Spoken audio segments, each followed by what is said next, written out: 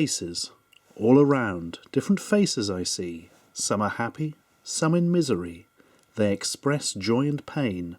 No two faces are the same. There we are. Start off a bit highbrow with a quote from Byron at the beginning of the video. And now we get... Oh no, wait, it wasn't Byron, was it? It was Too Unlimited. God, I always get those two confused. Plus, that intro has now spared you having to say Alien Covenant. So, let's have a look at a couple of broken old toys then, shall we? For yes, faces are generally seen as quite a useful thing when it comes to action figures. You can see which way they're pointing. You can see who they're supposed to be. But hey, a while ago it was the 80s, and they didn't care for faces, not much at all. This is a Supernatural. My main memory of these is a TV advert that went, Supernaturals. I think it was just some kids actually being a bit discordant, so it's probably more like Supernaturals. I don't know. I might link it in the description below because somebody's probably uploaded it to YouTube. Probably should have looked for it before I did this video, but you know what? I bloody didn't. So this is Eagle Eye. He's got like an eye for an eagle. And I've got to say, over the years, the holograms that are replacing where his face should be, yeah, this is the reason I never like these figures, have faded and don't really work to the naked eye anymore. But they look bloody great on camera, so we're not too worried about that. So yeah, the whole point of Supernaturals were holograms. They're like space age and spooky, aren't they? Look at his face, and oh my god, he's turned into a tweeting bird. Because it's, you know, a double channel hologram, whatever the hell they called them. The figures are not something I was ever interested in at the time. I think because most of the time they just look like that. And like, why is his face peeled off? Oh, and incidentally, the chest pieces come off too. So let's see if we can get a look at the hologram, actually. Yeah, that's pretty good. Going for a Native American thing, quite obviously. They also came with big shields that had big holograms on as well. Well, I ain't got none of them. See, I think they've made a fatal error with this Eagle Eye character in that the eagle's face here... Well, when I say face, I mean beak is too long for the hologram to really focus on. It doesn't quite work. But there we are. Yeah, most of the time it just looks like that. In fact, pretty much all the time with the naked eye now, it just looks like he's had the front of his body shaved away. The figures themselves are quite pleasing and chunky. I mean, it's a bit generic design-wise, to say the least. But there we go. They did also come with hats. That's a hat from a different figure. The evil one skull. I haven't even got the figure, I've just got the hat. But that's what it would look like if he was wearing it. Wow, what a world we live in. So, yeah, there's a weird toy range, the Supernaturals. Most of them were cheaper, small versions that were just like a cloak with arms, and they were called ghostlings, and, you know, had a different hologram on. And they were basically, I think there were like two designs of them, a goody one and a baddie one, and they just had different holograms in for different characters. And they were cheap, and frankly, a little bit on the shite side. But that was Tonka in 1987, and there wasn't a cartoon or anything, which was bloody rare for most 80s toys at the time. And god, they had really weird accessories. They had a cool playset called the Tomb of Doom. Well, actually, I don't think it was that cool, but it was called the Tomb of Doom, and that's pretty cool. But what I could never work out was it was all very sort of, you know, supernatural, obviously, that's what they're called.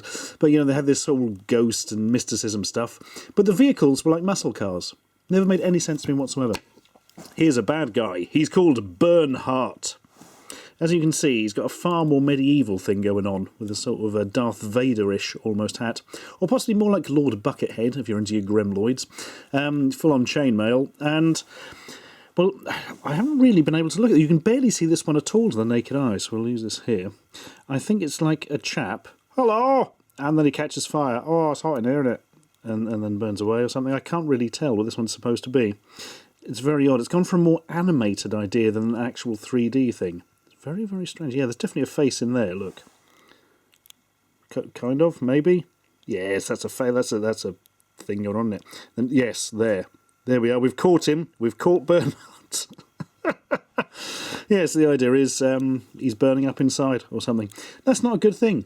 I mean, I don't claim to be a medical expert on fire, but generally, being on fire, quite negative in the old health.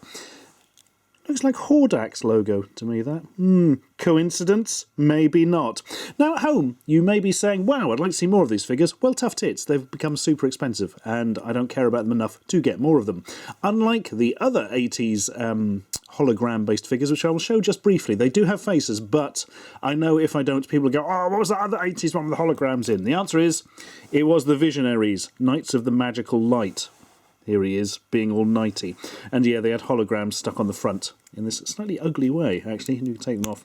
And they're very similar to G.I. Joe figures, same sort of articulation, but slightly larger in scale. I think this did have a cartoon. Visionaries, Knights of the Magical Light. Oof! Actually, I don't think it did go oof. But he just did. And the idea was, I'm trying to think of the plot, what was it? Something like all technology had stopped working and magic had started working again. And some people had holograms. And that was a good thing, I believe. And like the hologram on the chest was an animal they could turn into. So this guy got a bit of a short end of the stick because he's got kind of a beetle thing going on. That's a bit shite. Whereas this scowling gentleman has one of them, which I think is like a spiny urchin or some sort of anteater. I don't know. It's so damaged, the hologram, even under the lights, I can't really make it out.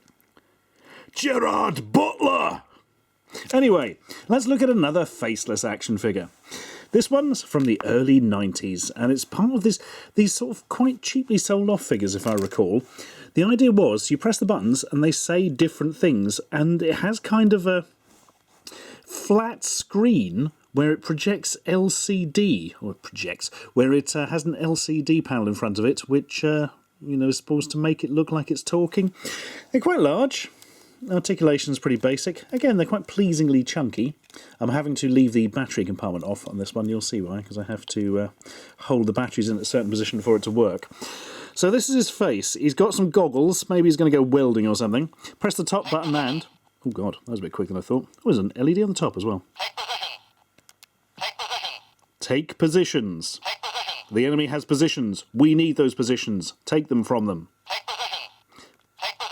Or he's saying tape positions, and he's trying to load up some games on the ZX Spectrum or something. Now, you may notice that every time I press the button, it does a different face.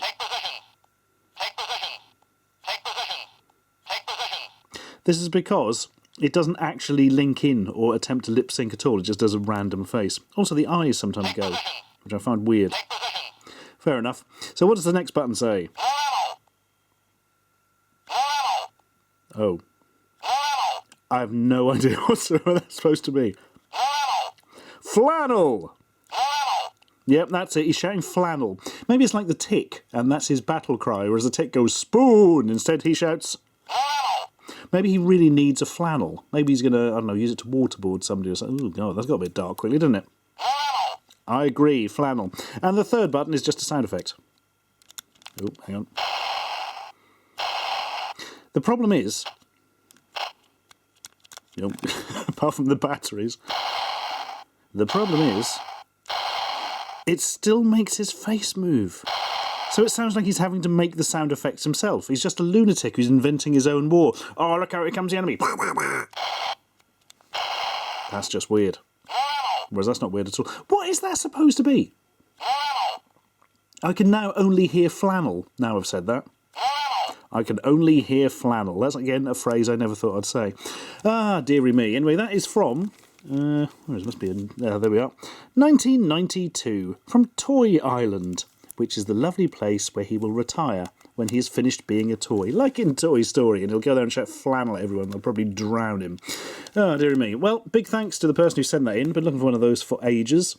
And, and thank you, incidentally. Somebody probably many years ago now, sent into the P.O. box, such as it was at the time, a book, which was a guide to the different Visionaries toys. That was quite interesting.